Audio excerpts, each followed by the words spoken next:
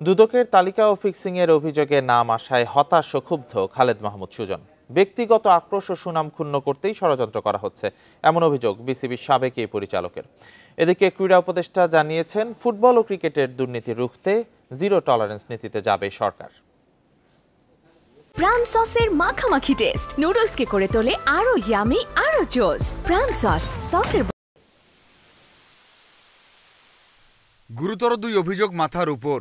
BCB থেকে দুদকের করা দুর্নীতির তালিকাতে আছেন গুলশান ক্লাব ও শাইনপুকুরের ম্যাচ পাতানোর অভিযোগেও তার নাম আসছে জোরে সোরে। কয়েকদিন পর তার বক্তব্য পাওয়া গেল, ভয় ডর নয়, সাহস নিয়ে কথা বললেন, ষড়যন্ত্র করে ফাঁসানোর অভিযোগ তুললেন। এটার মধ্যে যদি কোনো এরকম প্রমাণ থাকে যে আমি বোর্ডের জন্য এমন কিছু করেছি যেটা বাংলাদেশ ক্রিকেটকে ক্ষতি করবে, তাহলে অবশ্যই সেটা আমার মাথা পেতে নেওয়াটাই উচিত। কিন্তু সেটা আমার মনে হয় এইভাবে কাদা ছড়াছড়ি না করে সেটা প্রমাণ সহ যদি বলে, সেটা আমার মনে হয় ভালো। কারণ আমারও একটা আমার একটা ফ্যামিলি আছে, আমার একটা ফ্রেন্ড সার্কেল আছে, আমার সব কিছু আছে। এটা আমার বদনাম ছাড়া কিছু না। দুর্নাম করার জন্য এরকম কেউ করছে, যারাই করছে আমার মনে হয় সেটা তারা সঠিক কাজ একবারেই করছে না। দুই অভিযোগের সুষ্ঠু তদন্ত চান সুজনও। বলছেন, যদি প্রমাণ করতে না পারে তাহলে যারা মিথ্যা বানোয়াট অভিযোগ দিয়ে সুনাম ক্ষুণ্ণ করেছেন তাদেরকে যেন বিচারের আওতায় আনা হয়। বানোয়াট রিপোর্ট হয়ে থাকে আমাদের না বলে তাদের এগেইনস্টে যেটা ডিসিশন নেয়। কারণ আমি বলবো যে আমার যদি প্রমাণ করতে কিছু থাকে অবশ্যই সেটা আমার তো নিতেই হবে। আমি সেটা বললাম, এটা তো আমি তো দেশের বাইরে না, আমি দেশের ভিতরেই আছি, সুতরাং আমাকে যে কোনো সময় পাবে।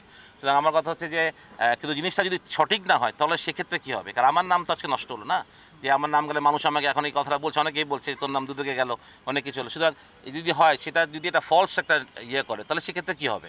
সেটাও আমার প্রশ্ন সবার কাছে। বাংলাদেশের খেলার জগতে দুর্নীতি যেন ওপেন সিক্রেট। ক্রিকেট ও ফুটবলে যার পরিমাণ অনেক বেশি। কঠোর হচ্ছে সরকার। জিরো টলারেন্স নীতিতে দমন করতে চায় সব ধরনের অনিয়ম। আইন পরিবর্তনের লক্ষ্যেও কাজ চলছে।